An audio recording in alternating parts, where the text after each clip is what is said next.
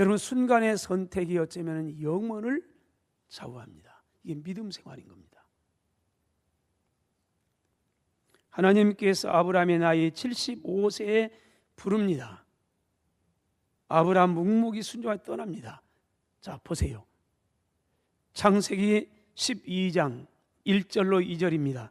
여호와께서 아브라함에게 이르시되 너는 너의 고향과 친척과 아버지의 집을 떠나 내가 네게로 보여줄 땅으로 가라.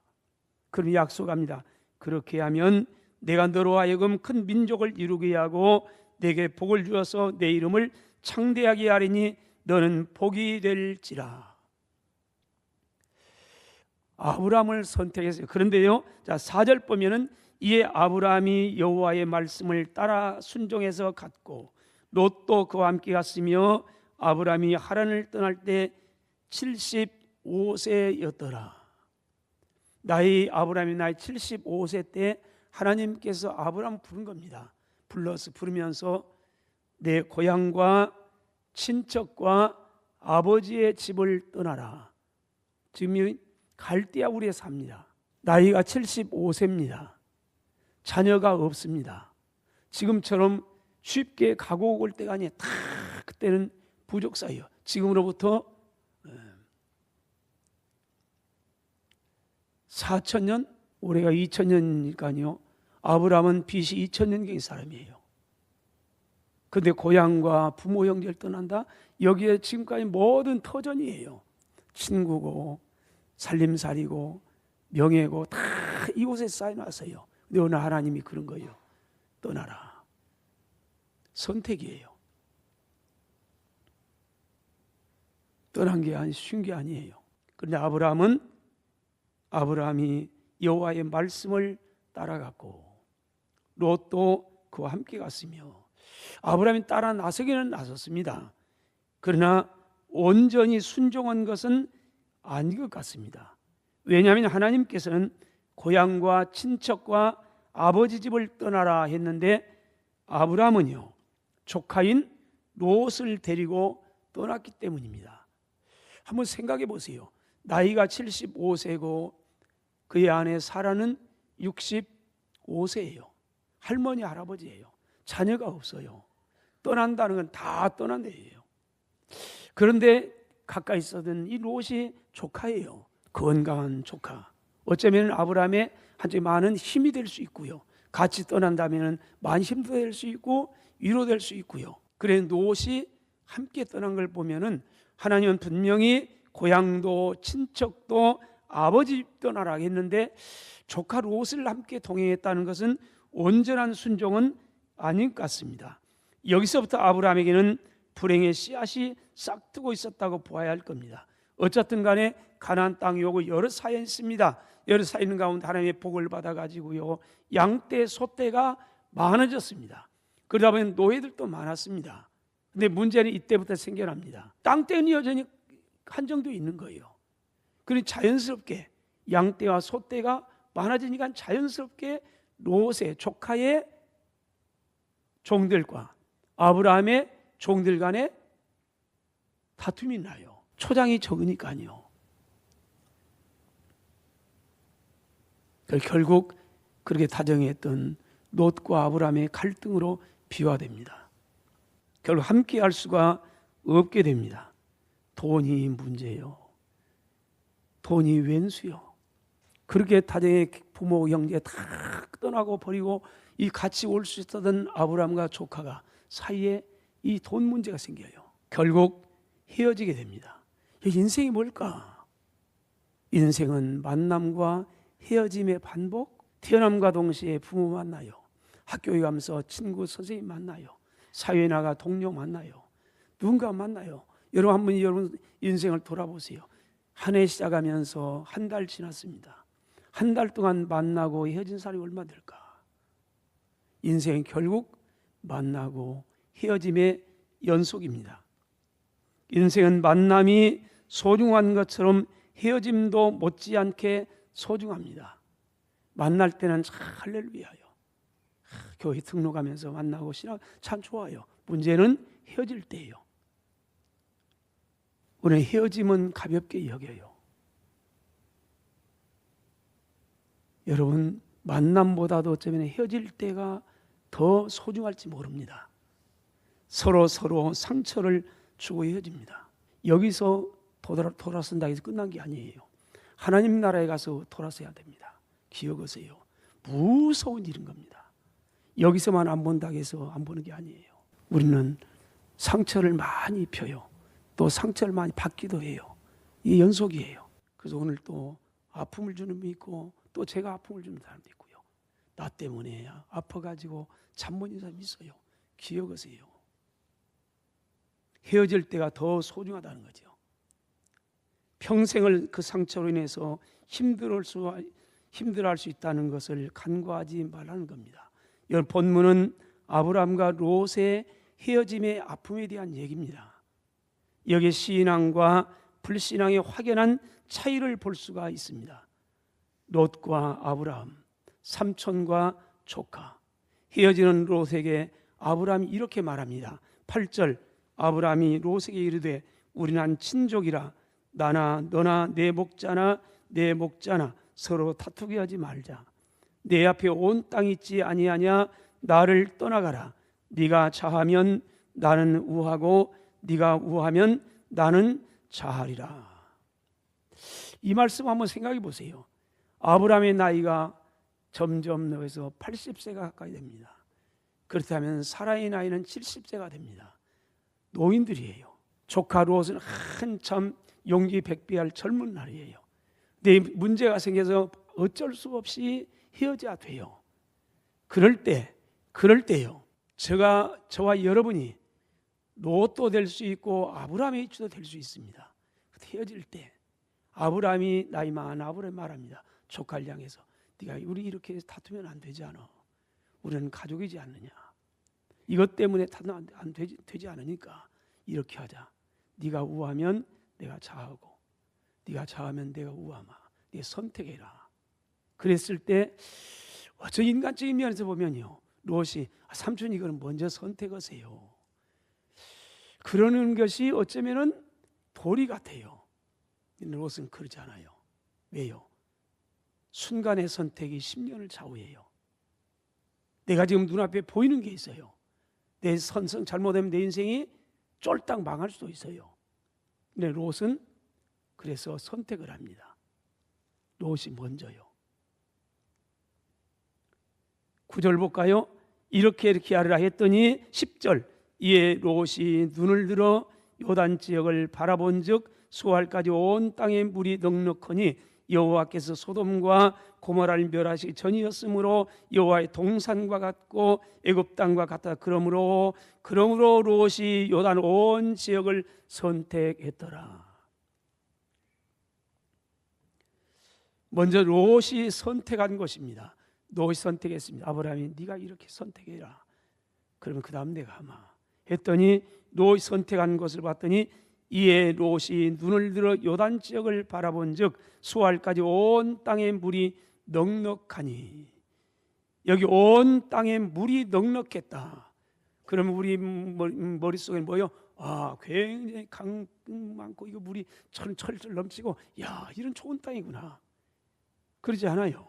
근데 여기 물이 넉넉하다는 단어는 좀 어려운 말로 이 마슈케라는 단어인데 히브리어인데 이 말은 관계시설이 잘 되어 있는 것. 관계시설이요. 여러분 부강한 나라 이루는데 두 가지가 필요합니다. 치산, 치수예요. 산을 잘 다스리고 물을 잘 다스리면 부강한 나라 됩니다. 아마 여기에 계신 우리 장년들 대부분이요. 50년 전, 60년 전에 학교 가면은 우리 초등학교 때 가면은 뭐 했어요? 4월 식목일 되기 전에 그때 산에 다녔어요. 여러분 도시에 있으면 모르겠어요. 우리는 학교만 가면은 산에 가서 나무 심었어요. 그래서 50년, 60년 되니까 온 대한민국 남한 땅이 밀림 됐어요. 밀림이요. 앞산도 못 들어갈 정도로 꽉 찼어요. 산을 잘 다스렸어요. 비가 와도 산사태 안 나요. 비가 와도 물이 제대로 빠져가지 않아요. 다 나무가 먹어요. 그러다가 나중에 가면 내뱉어요. 산을 잘 다스린 거요. 또 강을 잘 다스려요. 댐이 얼마나 많아요. 그래서 옛날에는 하늘만 봤어요. 천수답이요. 근데 지금은 댐을 많이 만들었어요. 그래서 수로를 쫙 정해가지고요. 비가 안 와도 가뭄이 와서 상관없어요. 잘 해놨어요. 그래 부강한 나라 된 거 아닙니까? 지금 똑같아요. 관계시설이 잘 되었더라. 요단 계곡은요. 오늘 아브라함이 살고 있는 요단 계곡은 150mm 이하의 비가 내린답니다. 150mm가 도대체 우리 머릿속에는 실감이 안 나요. 대한민국은요. 강수량이 1년에 1300mm에서 1800mm 온답니다. 근데 이 요단강 이 지역은 150mm. 근데 보리농사를 지려면은 200mm 정도 이상 와야 보리농사가 가능하답니다. 그럼 요르단강은요 150mm가 아닌 농사를 지을 수가 없어요. 거기는 밀보리니까. 근데 비가 지금 안 돼요. 그런데 물이 넉넉해요. 어떻게 해요? 잘 관계시설 잘 만들었어요. 그래서 비 오면 딱 잡아놨어요. 댐을 만들어놨어요. 이렇게 하죠. 그래서 물이 넉넉했다 그래요. 여호와의 10절 여호와의 동산과 같고 애굽 땅과 같았다. 여러분 그 땅을 표현하기로요. 여호와의 동산, 에덴 동산 같았대요. 풍요로웠어요. 그리고 애굽 땅과 같았다. 애굽 땅은 도대체 어떤 땅일까? 이 롯이 선택한 땅입니다. 그런데 애굽 땅과 같았다고 말합니다. 신명기 11장 10절에 내가 들어가 차지하려는 땅은, 지금 이 신명기는 오늘 본문은 아브람 때예요. 신명기는 모세 때예요. 대략 600년간의 갭이 있어요. 아브람 이후 600년이 지난 모세가 지금 이스라엘 백성이 가나안 땅을 들어가기 전에 그 얘기하는 겁니다. 너희가 들어가 차지하려는 땅은, 앞으로 들어갈 가나안 땅은 네가 나온 애굽 땅과 같이 아니하다. 그럼 애굽 땅과 비교를 해요. 그런데 애굽 땅 거기에서는 너희가 파종한 후에 발로 물대기를 채소밭에 댐과 같이 하였거니와 애굽 땅은 파종한 후에 물자새를 이용해서 밭에 물을 대서 채소밭을 가꾸는 그런 것입니다. 한마디로 애굽 땅은요, 인간의 노력으로 부지런히 얼마든지 살아갈 수 있는 곳. 나일강이 물이 항상 넘치기 때문에 필요할 때만 나일강을 뿜어가지고요, 물자새로 뿜어가지고 그래서 올려서 돼요. 그러면은 농사도 짓고 식수도 하고 필요한 것 다 할 수 있어요. 나일강이 공급해 줘요. 인간의 노력으로, 물자새로. 여러분 발로 물대기를 채소밭에 댐과 물자새요. 여기서 물자새 해본 분 있잖아요. 시골에는 물자새가 있었어요. 저도 물자새로 물을 품어봤어요. 방죽에다 놓고요, 방죽 물 잡아놓고, 방죽이 뭔지 아는가 모르겠네 하여튼요. 그래서 방죽이라고 했어요. 어쨌든 간에 방죽에다 물 잡아놓고 거기다 물자새 탁 물레방아에 놔요. 그리고 발로 팍 물 올라가서 보면 물을 품어요. 그리고 가뭄이 오면은 논에 탁 대요. 이 물자새예요. 그래서 새벽부터 가서 팍 물레 열심히 노력만 하면 가뭄이 와도 얼마든지 살았어요. 애굽 땅이 그렇답니다. 롯이 선택한 땅이 바로 이런 땅이었답니다. 그래서 이집트는, 애굽은 역사적으로 나일강이 있기 때문에 예부터 아주 풍요로운 나라, 그래서 세계 가장 강대국 나라 될 수 있었던 것은 나일강이에요. 나일강. 필요한 대로 다 했으니까요. 여러분, 롯은 물질의 풍요를 선택하고 세상을 향해 나갑니다. 눈에 보이는 게 그런 땅이에요. 그래서 여호와의 동산 같고 애굽 땅과 같았다. 노력만 하면, 열심만 있으면, 능력만 있으면 얼마든지 풍요롭게 살 수 있는 거 세상 아닙니까? 예수님 안 믿는 사람이 우리보다 열심히 살면 훨씬 잘 삽니다. 그것이 표준은 아니에요. 기준이 아니에요. 롯이 거기를 선택했지만은 실상은 하나님을 알지 못하는 죄악의 땅이었습니다. 소돔 사람은 여호와 앞에 악하며 큰 죄인이었더라고 말씀하고 있습니다. 결국 롯은요, 저와 여러분이 압니다. 신앙생활에 실패하고 인생에 실패한 모델 케이스입니다. 다음으로 아브라함이 선택한 곳 한번 볼까요? 12절, 아브라함은요 가나안 땅에 거주했고, 아브라함이 거주한 가나안 땅은 어떤 것일까? 먼저 봅니다. 가나안 땅은 하나님의 은혜로 살아가는 땅입니다. 신명기 11장 11절에 너희가 건너가서 차지할 땅은, 지금 모세가 말한 겁니다. 여러분들이 건너가서 차지할 땅은 어떤 땅인가? 산과 골짜기가 있어서 하늘에서 내리는 비를 흡수하는 땅입니다. 너희 선택한 땅은 애굽과 같아서 인간의 노력으로, 능력으로 관계를 잘 만들어 가지고 비가 오든 아니 오든 상관없이 노력만 하면 얼마나 농사를 짓고 떵떵거리면 잘 살아갈 수 있지만은, 아브라함이 선택한 땅은 인간의 노력으로가 아니고 하나님의 약속하신 땅으로서 은혜로만 살아갈 수 있는 그런 땅, 하나님께서 은혜 베푸는 땅, 은혜 받아 살아가는 땅. 신명 28장 12절, 여호와께서 너를 위하여 하늘의 아름다운 보고를 여시사 내 땅에 때를 따라서 비를 내리고 내 손을 하는 모든 일에 복을 주시리라. 하나님께서 하늘 문을 열고 보고의 문을 열고 땅에 네 살아가고 있는 이 박도 같지만은 여기에 때를 따라 비를 내리시고, 비는 성경에 보면요 비, 이슬, 물 다 이런 건 은혜에 대한 상징이에요. 왜요? 거기는 중동은 물싸움이에요. 물싸움. 물이 없으면 그건 물 뺏음기예요. 이스라엘 나라도 큰 강이 별로 없어요. 저수지 하나 있는 게 그게 바로 이 갈릴리 바다예요.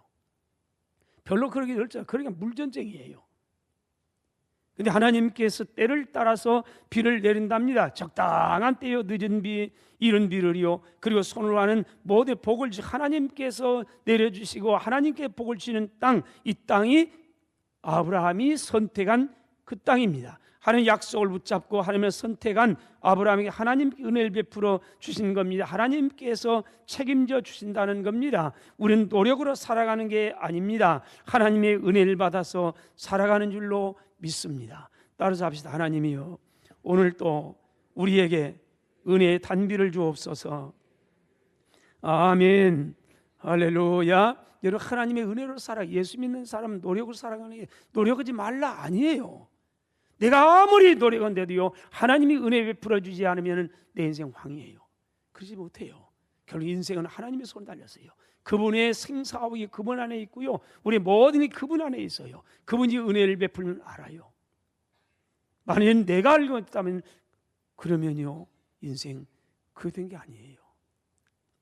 다음으로 아브라함이 선택한 가나안 땅은요 하나님께서 눈동자처럼 보호해 주시는 그런 땅입니다. 신명 11장 12절, 네 하나님 여호와께서 돌보아 주시는 땅이라. 언제부터요?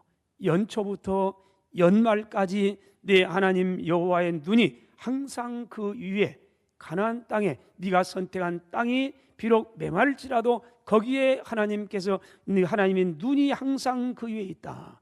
하나님의 눈이 어디 있어요? 근데 의인화시키는 거죠. 눈이 있어요. 늘 살펴요, 늘 보호해 주어요. 그분이 때를 따라 다 보고, 언제부터요? 연초부터 1월 시작부터요 마지막 때까지 12월까지, 연초부터 연말까지 하나님의 눈이 항상 있고요, 그분이 돌보아 주신대요. 이게 아브라함이 선택한 거, 저와 여러분이 걸어간 곳. 출애굽기 13장 21절 22절입니다. 여호와께서 그들 앞에서 가시며 낮에는 구름기둥으로 그들의 길을 인도하시고 밤에는 불기둥을 그들에게 비추어 주셔서 낮이나 밤이나 진행하게 하시니 낮에는 구름기둥이 밤에는 불기둥이 백성 앞에서 떠나지 아니하니라. 이게 보호막이에요. 추위로서 보호, 더 있어도 보호, 적들로부터 보호, 하나님께 보호. 이걸 보고 적들이 함부로 여기지 못했어요. 저와 여러분 앞에 불기둥과 구름기둥이 꽉 있대요. 천군과 천사로 다 우리를 보호한대요. 언제까지요? 그 나라에 갈 때까지요. 하나님 나라에 갈 때까지요. 이걸 믿으면 세상이 좀 힘들고 때로는 고개 넘을 때 있어요. 그래도 당당하게 담대하게 믿음으로 살아갈 수 있어요. 그분이 보호자예요. 내 힘이 아니에요. 내 지혜 경험이 아니에요. 내 능력이 아니에요. 그분이 보호예요. 이걸 깨달으면요 인생이 벗겨져요. 아브라함이 선택한 가나안 땅은 하나님께서 은혜를 베푸시고 날마다 은혜 베푸시고요, 하나님께서 눈동자처럼 보시는 그곳, 비록 눈에 보이는 것은요 박토예요, 메마른 광야예요. 근데 하나님께서 다 책임져 주세요.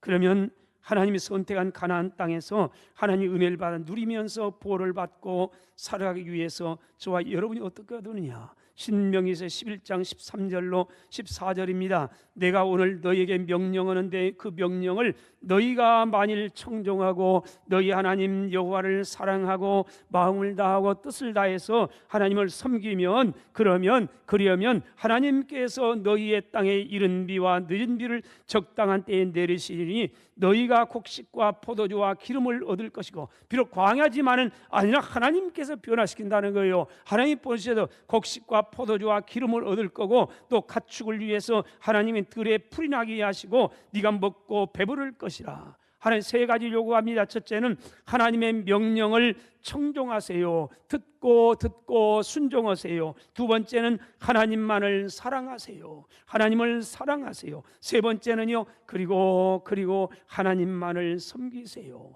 그리하면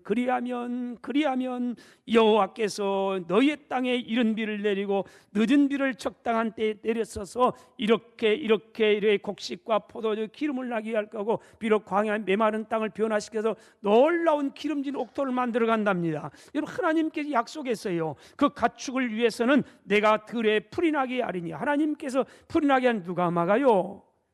그분이 우리 아버지란 말이에요. 그분이 약속했단 말이에요. 내가 먹고 배부를 것이라. 사랑하신 여러분, 2026년을 시작하고 벌써 1개월을 보내고 2월을 시작합니다. 우리는 매일 매시 선택을 하면서 살아야 됩니다. 세상인가 하나님인가, 신앙인가 불신앙인가, 눈에 보이는 걸 선택할 것인가, 눈에 보이지 아니해도 귀에 들리지 아니해도 손에 잡히지 아니해도 살아계신 하나님, 내가 믿고 의지하는 그 하나님 붙잡고 말씀 순종하면서 아멘 하면서 나갈 것인가. 오늘도 매일매일 매시 매 사건마다 우리는 선택하면서 삽니다. 여러분, 지혜로운 믿음의 삶, 선을 선택할 것인가 악을 선택할 것인가, 진리를 선택할 것인가 거짓을 선택할 것인가. 우리는 매일매일 매시 선택하면서 살고, 선택하면은 거기에 따른 이 결과도 우리가 책임집니다. 여러분, 물론 세상에서 믿음을 선택하고 거짓이 남는데 의를 선택하고 정직을 선택하는 게 힘듭니다. 그러나 기억하세요. 주님 이렇게 말씀했습니다. 마태복음 7장 13절로 14절, 저와 여러분이 오늘 또 어떻게 살 것인가. 좁은 문으로 들어가라. 멸망으로 인도하는 문은 크고 그 길은 넓어 그로 들어가는 자가 많고, 생명으로 인도하는 문은 좁고 그 협착해서 찾는 자가 적음이니라. 좁은 문이랍니다. 저와 여러분, 예수 믿는 사람은 좁은 길이랍니다. 그냥 덜렁덜렁 살이야요. 예수 믿어 어떻게 성경대로 사는 건 못 살아. 상황 따라가면서 조금 이런저러면서 좀 이게 지혜로운 거요. 또 그러지 않습니다. 성경은요. 좁은 문으로 들어가세요. 좁은 문으로 들어가세요. 사람들이 이걸 많이 가지 않습니다. 좁은 길입니다. 그리고 좁은 길입니다. 협착합니다. 그래 많이 가지 않습니다. 그러나 이 길이 생명의 길입니다. 이 길이 축복의 길입니다. 넓은 문으로 들어가지 마세요. 넓은 문으로 들어가면 큰일 납니다. 넓은 길이 나옵니다. 넓은 길 많은 사람들이 갑니다. 그냥 덜렁살해야지 어떻게 믿은 대로 사는 거요. 상황 따라 이렇게도 살고 저렇게 살면서 이런 들로 또런 들 저런 들로 또 아닌 만산 트렁치 얽혀, 이게 지혜로운 거요. 성경은 그렇습니다. 이게 어려운 길입니다. 이게 믿음의 삶입니다. 믿음의 삶은 롯을 선택한 게 아니에요. 롯은 보이는 세상 선택했어요. 아브라함은 하나님의 약속을 붙잡고 그 하나님을 선택합니다. 결과가 달라져요. 사랑하신 여러분, 2월 한 달도 주님을 사랑하고 주의 말씀을 순종함으로 비록 좁은 문 좁은 길지라도요, 주님과 함께 행복한 믿음의 여정이 되시기를 주의 이름으로 축원합니다.